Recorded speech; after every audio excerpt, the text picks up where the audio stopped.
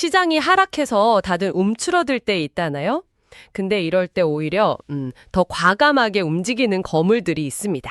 네, 그렇죠. 오늘 우리가 살펴볼 이야기가 바로 그런 움직임에 관한 건데요. 전 세계에서 이더리움을 제일 많이 보유한 기업, 바로 비트마인입니다. 아, 비트마인. 최근에 가격이 급락한 틈을 타서 1억 4천만 달러, 우리 돈으로 약 1,800억 원이 넘는 이더리움을 추가로 매입했습니다. 정말 엄청난 금액이네요.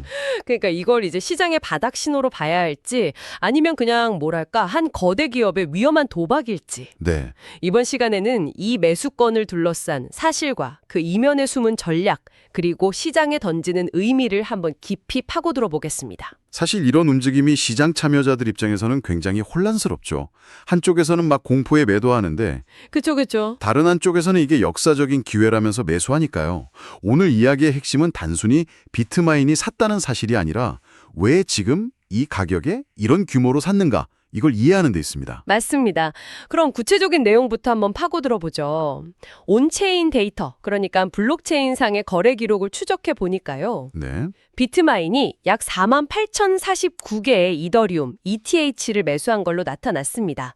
금액으로는 1억 4,050만 8천 달러에 달하는 규모죠. 여기서 되게 흥미로운 점이 이 거래가 어떻게 포착되었는지거든요. 비트마인이 무슨 보도자료를 내서 우리가 이더리움 1억 4천만 달러 어치를 샀습니다, 이렇게 발표한 게 아니란 말이죠. 그럼 어떻게 알려진 건가요? 암호화폐 분석가들이 펠커넷스라는 기관의 디지털 지갑에서 비트메인 소유로 알려진 지갑으로 엄청난 양의 이더리움이 이동한 걸 발견한 겁니다. 펠커넥스요.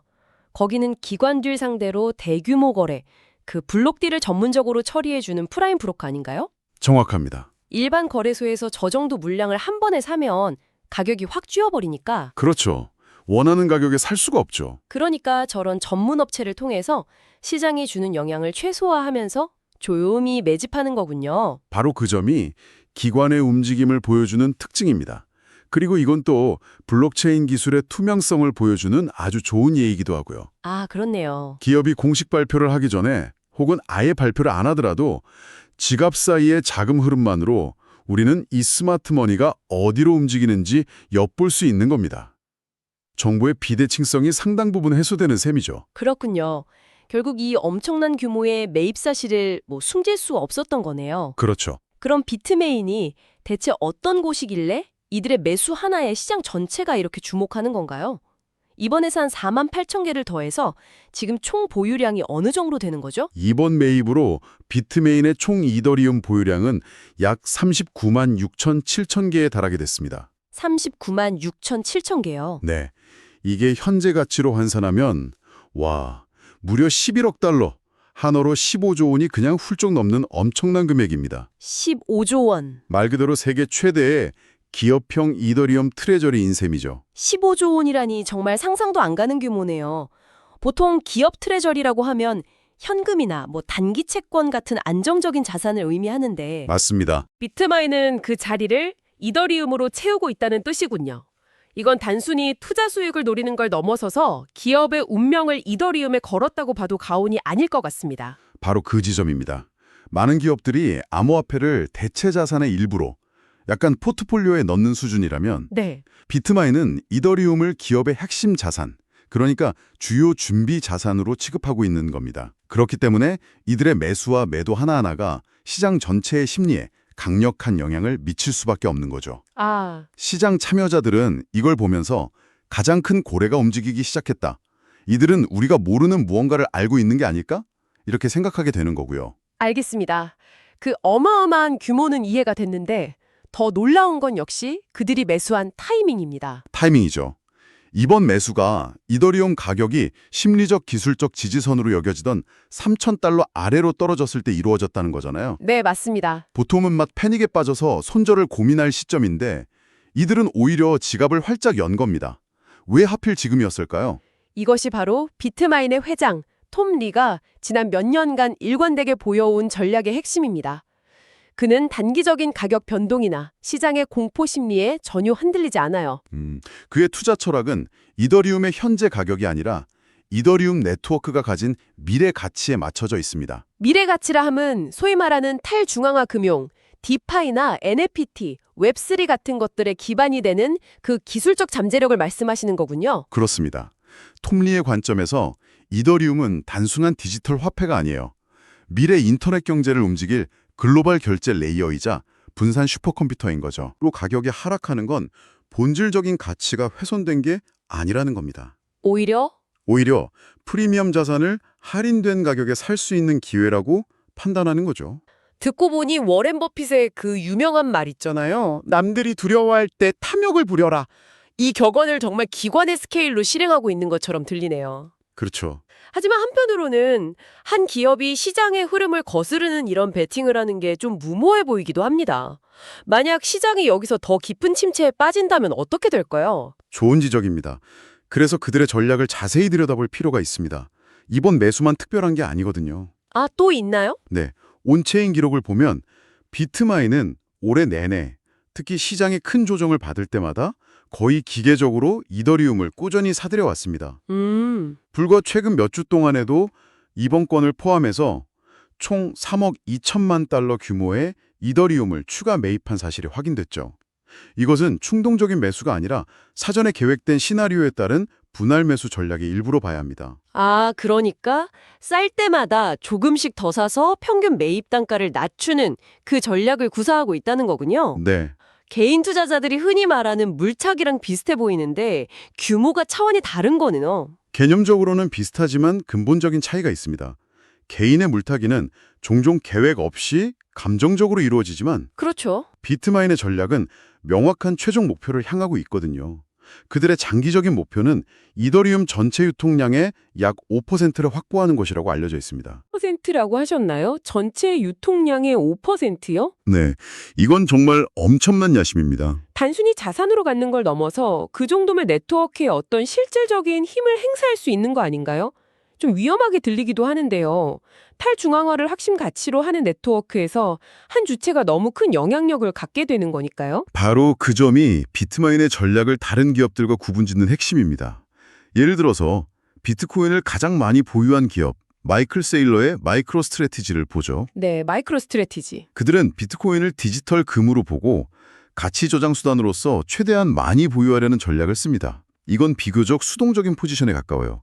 금을 사서 금고에 넣어두는 것과 비슷하죠. 그렇죠. 비트코인의 가치가 오르기만 기다리는 전략이니까요. 하지만 비트마인이 이더리움의 5%를 확보하려는 것은 이더리움을 미래의 금융 인프라 그 자체로 보고 그 인프라 운영에 목소리를 내는 핵심 주주가 되겠다는 능동적인 선언입니다. 아, 주주. 이더리움은 지분 증명 방식으로 운영되기 때문에 더 많은 지분을 가진 주체는 네트워크 보안에 더 크게 기여하고 그에 따른 보상도 더 많이 받게 되거든요. 네. 더 나아가서 향후 이더리움의 기술적 업그레이드나 수수료 정책 변경 같은 중요한 의사결정 과정에서 5%라는 지분은 결코 무시할 수 없는 영향력을 발휘하게 될 겁니다. 그렇군요. 단순히 가치가 오를 자산에 투자하는 게 아니라 미래의 디지털 경제의 고속도로를 깔고 그 고속도로의 주요 지분을 확보해서 통행료 수익과 운영권을 모두 갖겠다는 훨씬 더 큰 그림이군요. 맞습니다. 비트코인 보유 전략과는 정말 결이 다르네요. 네, 완전히 다른 접근법입니다. 한쪽은 금고를 채우려는 것이고 다른 한쪽은 뭐랄까 중앙은행과 증권거래소의 역할을 동시에 하려는 것에 가깝습니다. 물론 방금 지적하신 것처럼 이런 움직임이 이더리움 생태계 내에서 중앙화에 대한 우려를 낳는 것은 사실이죠. 네. 하지만 비트메인의 입장에서는 그것이 바로 자신들의 비즈니스 모델을 보호하고 확장하는 가장 확실한 방법이라고 판단하는 것이고요. 자, 그렇다면 이 모든 상황이 우리 같은 개인 투자자들에게는 어떤 신호를 주는 걸까요?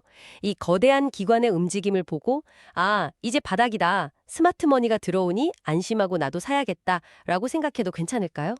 단도직입적으로 말해서 그렇게 해석하는 것은 매우 위험할 수 있습니다. 아, 위험하다. 물론 긍정적인 신호인 것은 맞아요. 시장 전체가 공포에 질렸을 때 15조 원이 넘는 자산을 운용하는 거대 기관이 수천억 원을 추가로 투입했다는 사실.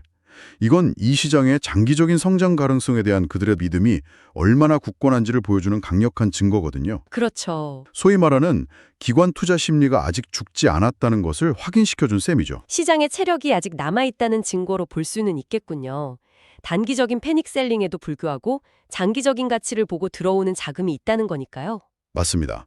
하지만 개인 투자자가 절대로 오해하면 안 되는 중요한 포인트가 있습니다. 뭘까요? 비트메인의 움직임이 곧바로 가격 반등이나 시장의 바닥을 의미하는 것은 아니라는 점입니다. 그들과 우리는 자금의 규모, 투자의 시간, 그리고 위험을 감수할 수 있는 능력이 완전히 다릅니다. 구체적으로 어떤 차이가 있을까요? 첫째, 자금력입니다. 비트메인은 이번에 1억 4천만 달러를 썼지만 이건 그들이 가진 현금성 자산의 일부에 불과할 겁니다. 아, 만약 이더리움 가격이 여기서 30% 더 하락한다면 그들은 아마 더 좋은 기회다라면서 훨씬 더 큰 금액을 추가로 투입할 준비가 되어 있을 거예요. 그렇죠. 그들은 분할 매수를 위한 총알이 거의 무한대에 가깝지만 우리는 제한적이니까요. 비트메인이 샀으니 나도 사야지 라는 식의 섣부른 추격 매수는 정말 위험하겠네요. 그렇죠. 둘째는 시간입니다. 비트메인의 투자 시간은 최소 5년에서 10년 이상일 겁니다. 그들은 지금 산 이더리움이 2, 3년 동안 현재 가격보다 낮은 수준에 머물러도 전혀 개의치 않을 거예요. 오히려 더 살 수 있으니 좋아하겠네요. 맞습니다. 하지만 당장 다음 달, 다음 분기의 수익률에 민감한 개인 투자자는 그 변동성을 견디기 어렵습니다. 듣고 보니 명확해지네요. 그들의 매수는 마라톤의 일부인데 우리는 그걸 보고 100m 달리기의 출발 신호로 착각해서는 안 된다는 말씀이시군요. 정확한 비유입니다. 지금 시장은 거시경제 상황, 금리 정책, 지정학적 리스크 등 여러 변수로 인해 여전히 변동성이 매우 큽니다. 구조적인 추가 조정이 나올 가능성도 배제할 수 없고요. 따라서 비트메인의 매수는 그들의 장기적인 비전에 따른 분할 매수의 한 조각일 뿐 시장의 단기적인 방향을 알려주는 절대적인 지표로 삼아서는 안 됩니다. 그렇군요. 정리하자면 거인의 어깨에 올라타는 것은 좋지만 거인이 움직일 때에 그 거대한 진동까지 감당할 수 있는지 스스로 점검해야 한다는 말씀이네요. 네, 결국 비트메인의 이번 매수는 시장의 단기적인 소음 너머를 보는 확신의 표현인 동시에 기업의 미래를 건 엄청난 규모의 베팅이기도 하군요. 맞습니다. 오늘 이 이야기를 통해 여러분께서는 시장의 큰 움직임을 접했을 때 한 가지 중요한 질문을 스스로에게 던져보실 수 있을 겁니다. 어떤 질문일까요? 우리는 거인의 행동 그 자체에만 집중해야 할까요? 아니면 그 행동 뒤에 숨겨진 전략과 비전을 읽어내려고 노력해야 할까요? 아, 단순히 샀다는 그 사실에 흥분해서 따라하기보다 왜 이 시점에 어떤 목표를 가지고 어떤 위험을 감수하며 샀는가를 입체적으로 파악하는 것이 더 중요하다는 말씀이시군요. 그렇습니다. 그 질문에 대한 답을 스스로 찾아가는 과정이 바로 이 변동성 큰 시장을 헤쳐나갈 수 있는 자신만의 단단한 관점을 만들어줄 겁니다. 빈마인의 매수 소식에 휩쓸려서 맹목적으로 그들의 행동을 복제하기보다는 그들의 장기적인 비전에 내가 동의하는지, 그리고 그 비전이 실현되기까지의 험난한 과정을 견뎌낼 준비가 되어 있는지를 스스로에게 물어보는 것. 그게 현명한 투자자의 자세일 겁니다. 시청해주셔서 감사합니다.